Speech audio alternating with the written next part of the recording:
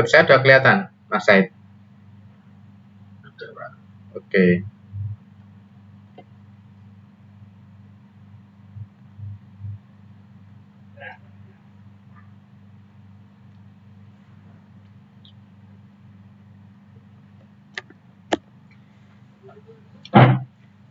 Ya, kita mulai ya, Mas Said ya. Sudah 7:30.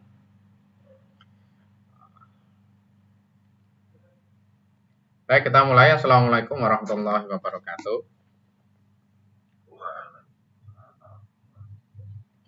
Alhamdulillahirabbil alamin. Alhamdulillah pada kesempatan pagi hari ini kita bisa melanjutkan program kita di mata kuliah teknik pengelasan, gitu ya. Kita kemarin sudah banyak bicara tentang prinsip-prinsip atau dasar-dasar pengelasan, termasuk kemarin kita belajar tentang cacat pengelasan ya, cacat pengelasan. Terus kemarin kita tambahkan video mengenai cara menguji ya, cacat dari pengelasan itu menggunakan radiografi. Gitu ya. Namun sebenarnya ada metode-metode yang lebih sederhana, gitu kan, yang lebih sederhana dan itu sebenarnya sangat bermanfaat sekali ketika nanti di dunia industri. Salah satunya adalah menguji defect welding defect itu dengan NDT, gitu kan ya, non destruktif ya, jadi pengelasan tidak merusak gitu. Nah, hari ini saya ingin sampaikan ya materi tambahan mengenai pengelasan khusus ya, yang mungkin diketahui bahwa pengelasan itu kan mungkin ya SMAW, GTAW dan sebagainya gitu. Ya, belum juga kita tahu ternyata ada pengelasan khusus, diantaranya itu adalah pengelasan dengan metode precision welding. Nah, gitu. Halo. Ya. Ini adalah metode pengelasan secara khusus digunakan, terutama ya untuk mengelas pada bahan ya aluminium begitu ya. Maka untuk material-material bahan aluminium itu ya biasanya itu kan pakai GMAW kan begitu cara pengelasannya. Ya bisa saja kan gitu ya. Bisa saja dilas dengan menggunakan GMAW. Cuma diingat bahwa material aluminium itu adalah material yang punya keunggulan dan punya sebuah kekurangan. Ya, keunggulannya apa? Keunggulannya banyak tentunya. Material aluminium itu keunggulannya banyak. Salah satunya adalah dia ringan. Kedua, dia tahan korosi. Ya, kan begitu kan? Dan mampu bentuk yang baik dan sebagainya. Namun ternyata ada kekurangan di situ. Kekurangannya ada di mana? Kekurangannya adalah ketika material aluminium itu ya mengalami proses penyambungan, dia mengalami banyak kekurangan. Salah satunya adalah terjadinya porosity yang banyak, terjadinya cacat pengelasan yang banyak. Kenapa? Karena aluminium itu adalah mempunyai koefisien thermal yang tinggi, ya, mempunyai koefisien muai yang tinggi, gitu kan. Ya, oleh karena itu ketika aluminium itu terkena panas yang berlebih, bahkan sampai titik cairnya, ya, maka aluminium itu kan titik cairnya kan sampai 660 derajat gitu kan ya. Ketika aluminium itu mencair, ya, maka akan ada banyak hidrogen atau udara yang bisa masuk ke dalam cairan tersebut. Ya, kenapa kok orang itu pakai GMAW ya? Karena ada gas argon. Gas argon itu untuk melindungi agar supaya udara luar itu tidak masuk ke dalam material yang cair. Nah, namun walaupun gitu tetap ada porosity. Oleh karena itulah untuk mengatasi hal tersebut, maka metode precision welding itu digunakan terkhusus pada material aluminium supaya menghindari cacat pengelasan. Ya. Karena tadi kalau dia punya koefisien muai yang tinggi, maka supaya dia tidak distorsi. Dia punya koefisien thermal yang tinggi supaya dia tidak berubah bentuk dan sebagainya. Ya. Oleh karena itulah dalam dunia pengelasan maka digunakanlah dengan metode friction stir welding. Maka lihat bahwa apa sih dengan yang dimaksud dengan SSW ini kan gitu kan. SSW itu adalah las aduk atau las gesekan. Yang prinsipnya, pada prinsipnya, metode pengelasan SSW ini, friction stir welding, itu adalah memanfaatkan gesekan, memanfaatkan gesekan tool, ini tool namanya, tool dengan material utama ini.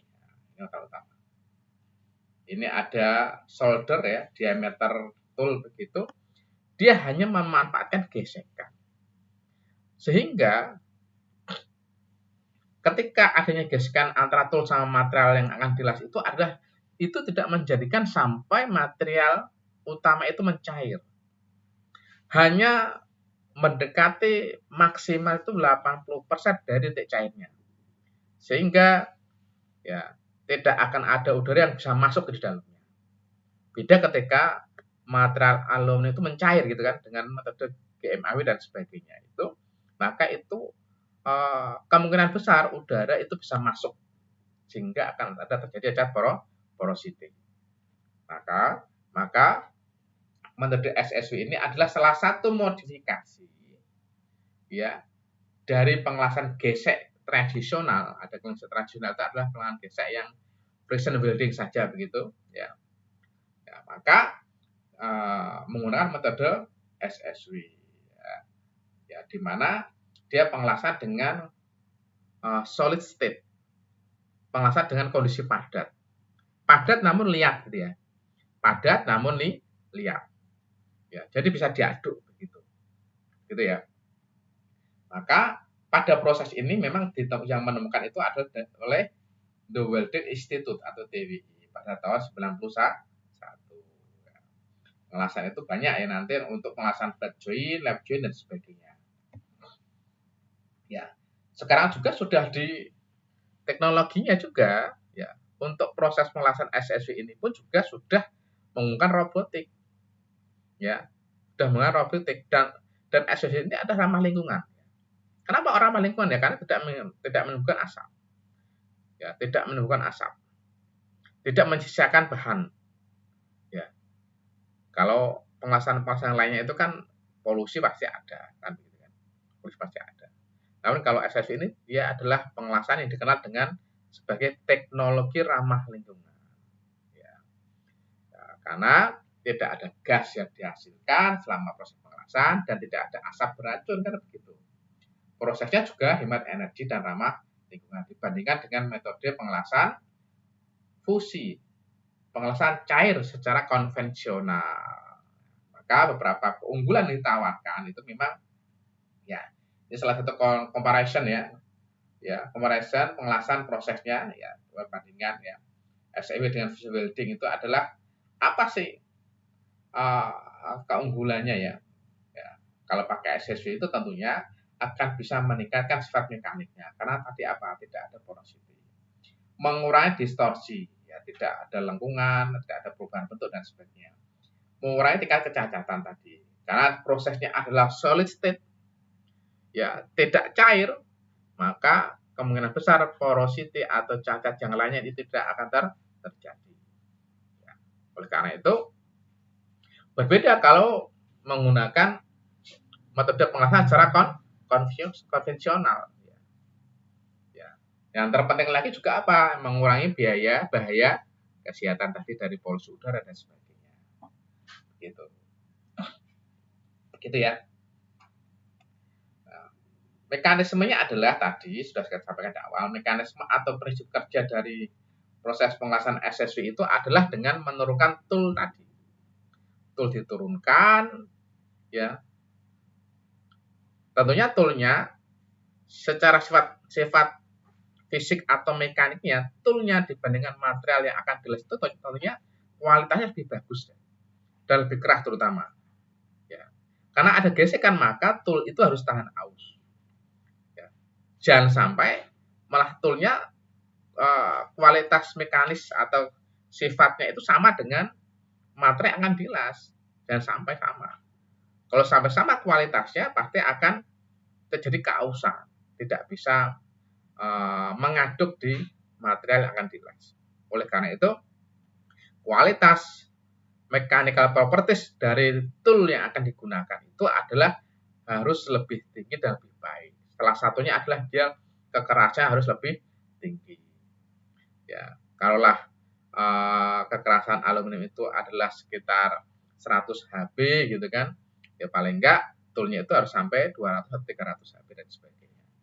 Ya, maka ya setelah tool itu diturunkan ya dari pencekam pencekam CNC itu turun sampai menyentuh permukaan material yang akan dilas. Sudah sampai, maka ditunggu sebentar, sesaat, sehingga terjadilah gesekan panas yang mengakibatkan material yang akan disambung itu terjadi pelunakan, maka barulah ya dijalankan. Ya, kecepatan pengelasannya baru dijalankan. Sehingga material tadi melunak, maka terus diaduk dengan pin ya dan disambungkan kedua material itu dengan sentuhan solder tadi. Nah, ini ya. Ini saya sampaikan. Ya, ini material utamanya gitu. Ini adalah toolnya diturunkan ke bawah. Ini namanya solder ya ini. Ini mana solder? Ada pinnya. Nanti pinnya toolnya begini bentuknya. Gini. Terus ini ada pinnya, ada runcingnya gitu kan. Nah, ini modelnya banyak sekali nanti. Ini masuk dulu dalam sini. Ini masuk dulu ya, ini masuk dulu di sini. Nah, masuk dulu sampai permukaan solder ini menyentuh di permukaan material. Karena pin ini fungsinya adalah untuk mengaduk. Ya, hanya untuk mengaduk. Yang bisa menyambungkan antara material satu sama material yang ini, ya, itu adalah soldernya ini, diameter pada soldernya. Gitu. Sana aku perputaran, nanti putaran arahnya kan terserah. Putarannya mau searah jarum jam sana, gitu ya. Atau justru berlawan arah jarum jam ke sini. Ya, ini sama. Bisa. Itu nanti akan berbeda hasilnya. Ya, akan berbeda hasilnya. Itu soldernya ya. Itu solder. Ini pinnya di dalam sini. Maka nanti akan berbeda. Nah, ini salah satu tool yang sering digunakan ya. Seperti ini bentuknya ya. Ini namanya adalah, kalau begini ini namanya adalah strike cylindrical. Gitu. Ya, ini pinnya ada ukurannya berapa? Ini ada soldernya juga diameternya berapa, ada kelihatan. Gitu. Nah, permukaan solder ini itu juga bisa dibentuk seperti ini. Bisa polos begini, bisa dikasih alur begini juga bisa. Dan profil tool ini juga bisa divariasikan. Bisa dibentuk dengan berbagai variasi profil. Ya, bisa dikasih ulir, ya, bisa pakai taper berulir gitu kan. So macam-macam. Dan ini salah satu juga bentuk-bentuk tool yang lainnya. Masih banyak lagi model profil tool yang digunakan untuk FSW. Itu banyak sekali. Ya, maka ini salah satu pengelasan khusus yang digunakan bagaimana untuk menyambungkan material aluminium. Ya, ketika digunakan pengelasan secara fusi, ya konvensional juga, itu akan menunjukkan banyak kan. Nah, ini juga tool profile. Ya. Tool profile. Ini modelnya adalah taper ya, di taper ya. Ada ulirnya juga. Ini adalah permukaan ya, permukaan penampang ya dari pin tadi. Ini juga penampang dari pin. Ini adalah triangle ya, triangle, three-flat set probe ini ya. Ini ada pedal sebagainya. Ini juga ada three set ini. Modelnya banyak sekali. Ini bisa dicoba, pastilah pengaruhnya berbeda dengan hasil-hasil yang lainnya. Maka itu akan dikomparasi. Bagaimana ketika menggunakan tool model seperti ini? Ya, model pola sama model yang diberikan ulir, apakah sama atau beda? Pasti berbeda hasilnya. Kenapa? Ya karena memang Misal kalau tool polos begitu, secara logika kan koefisien gesernya kan kecil sekali, karena dia halus. Ya. Ibarat ada itu kalau ngadu apa itu menyampurkan kopi dengan gula dia. Kalau adukannya itu hanya silinder, itu gesekannya kan kecil sekali. Berbeda kalau alat adukannya itu dia berprofil gitu kan ya, bercabang itu kan akan lebih lebih bisa menyampurkan semuanya. Maka ya, kaitannya profil pin itu adalah kaitannya dengan bagaimana bisa menyampurkan antara dua material atau lebih itu supaya bisa menyampur dengan baik. Nah, kalau ini string analisisnya ini tidak saya sampaikan aja, nanti saya bicara dasar-dasar dulu aja ya. Ya, ini tool material ya. Tool material itu banyak sekali ya. Ya, aluminium alloy itu ketebalannya sampai 3 sampai 50 dan sebagainya. Ya, gitu. Tool materialnya ya pakai tool steel atau WC composite gitu kan. WC itu salah satu material tungsten karbida. Ya. Kalau disika itu WC begitu ya. Bukan bukan bukan TC tapi WC. Ya, tungsten karbida gitu. Dan sebagainya. Nah, ini beberapa. Nah, material flow, maka nanti ketika ada sebuah perputaran, itu akan ada material flow-nya, aliran materialnya di dalamnya. Ya, ketika arahnya ke arah jarum jam itu seperti itu nanti. Seperti apa nanti material flow-nya? Ketika tool-nya itu berlawan arah jarum jam itu seperti apa? Nanti area material flow-nya seperti apa? Itu akan dianalisis. Ya. Ya, dianalisis dengan apa? Pengujian apa ya? Dengan struktur mikro, akan dilihat penampangnya dari sebelah sini. Ya. Penampang dari sebelah sini itu bagaimana nanti hasilnya? Kan begitu. Ya. Nah, ini salah satu bentuk penampang ya material flow, aliran material ketika diaduk. Nah, kalau ya, modelnya begini, maka toolnya arahnya kemana? Putarannya adalah searah jarum jam ke sini dia. Ya, jadi ini adalah ketika muter ke belakang, ya di sini itu dia mengaduk ke belakang, terus di posisi ini dia melemparkan ke depan. Maka fungsinya adalah yang runcing di sini. Jadi kita bisa membedakan, oh kalau model runcingnya di sebelah sini berarti toolnya itu bergerak searah jarum jam. Gitu. Nah, bagaimana kalau runcingnya ada di sebelah sana begitu? Ya, berarti berbeda. Maka toolnya akan bergerak berlawan arah dengan jarum jam. Ini adalah yang D ini adalah well nuggetnya, ya. D ini well nuggetnya. Yang C ini itu adalah hasilnya, yang C adalah TM acidnya, thermomechanically affected zone, ya. Ya. Jadi daerah yang terkena mekanikal ya panas, ya, pengaruh panas di situ. Terus daerah terkena ini ya mekanikal aliran panas di situ. Terus daerah C itu adalah heat affected zone, daerah yang kena panas. Dan B itu adalah apa? B yang C itu TM aja sudah benar, yang B ini biasanya hash itu adalah paling enggak 1 mili atau 2 mili dari daerah apa namanya? Daerah TM asyad keluar. Nah, gitu. Yang A barulah itu adalah bisa dikenal sebagai base metalnya. Ya, base metalnya begitu. Nah, ini adalah tipe sambungan ya. Tipe of join sambungan yang bisa dilakukan dengan menggunakan metode friction stir welding. Ya, ini ada join, juga T-join, ini lap join ini ya. Kalau butt join itu ya begini. Ini plat, ini juga plat, ini butt join kalau begini. Nah, ini butt join.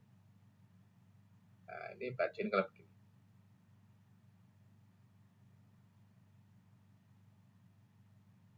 Nah, ini butt join. Ini Ini T-join. Ya, ini left join. Left join itu dia, kalau left join itu numpuk begini. Ini plat. Ini juga plat.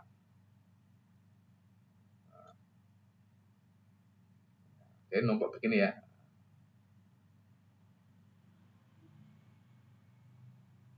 Ya, gitu.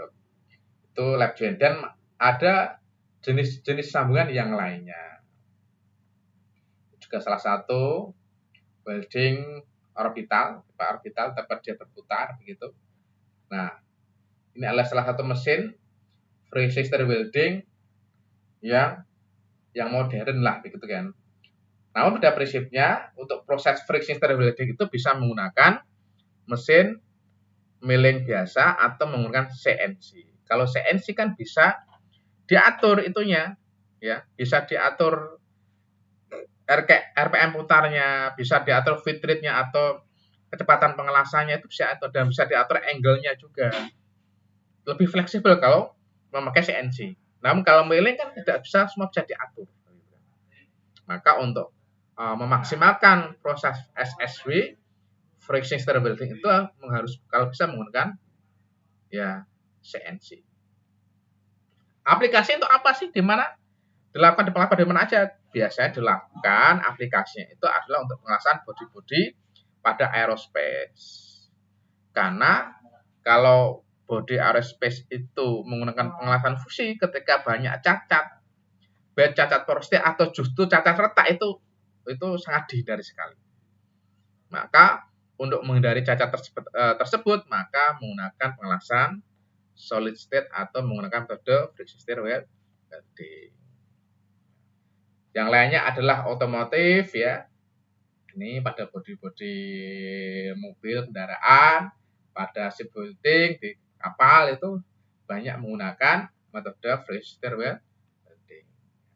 Kereta api, ya. Kereta api juga menggunakan itu di panel-panel, dinding dan sebagainya menggunakan metode friction stir welding. Keunggulannya tadi adalah ya mengolah bermacam paduan, sambungan tahan lama, seberguna material dipertahankan, ya tidak ada cacat dan sebagainya.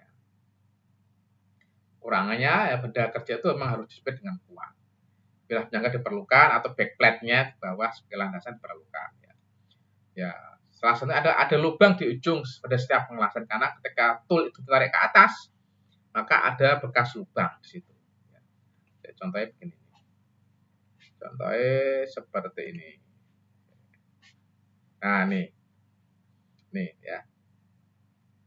Ini ada lubang nih ya. Ini ada lubang ketika tool ditarik ke atas, exit tool, maka ada bekas lubang.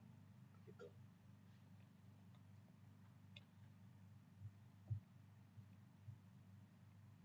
Ya, jadi ya, kesimpulannya adalah ya, untuk SSW merupakan proses manufaktur ramah lingkungan yang digunakan pada saat ini ya untuk penelitian yang lebih lanjut tentunya.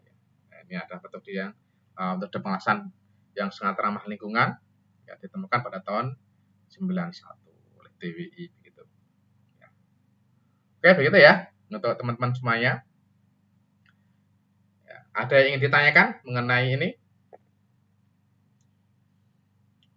Jadi kalau ada teman-teman mahasiswa yang tertarik pada metode SSW untuk penelitiannya, untuk tugas akhirnya ya nanti bisa sama saya begitu. Ya saat ini sudah ada beberapa mahasiswa yang sedang jalan, yang sudah selesai pengambilan data untuk running itu sudah ada 3 mahasiswa. Dan yang mau jalan tentang SSW ya itu ada 3 mahasiswa juga. Gitu ya. Karena ini juga ada keterkaitannya sama penelitian saya nanti saat ini dan selanjutnya. Gitu. Begitu ya. Baik, maka mengenai materi ini ya ada tugas ya, ada tugas untuk kalian yaitu untuk mencari jurnal internasional kaitannya sama pengelasan friction stir welding. Ya.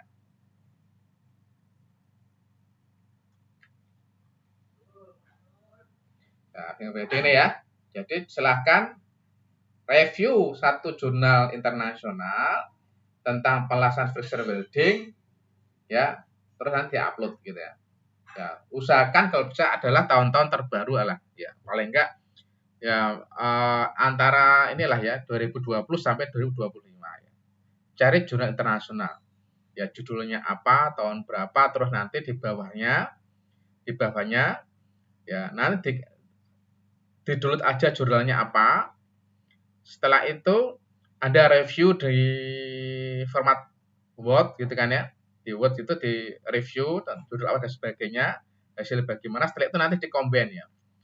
Ya, di-combine artikelnya sama hasil reviewnya di-combine, gabungan jadi satu.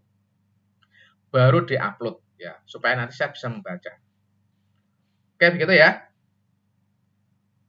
Oke, saya kira itu untuk absensi ada di e-learning silahkan send gitu ya. Ya. Baik, saya kira demikian untuk kuliah kita pada pagi hari ini. Saya kira saya cukupkan. Ya, saya akhiri. Assalamualaikum warahmatullahi wabarakatuh.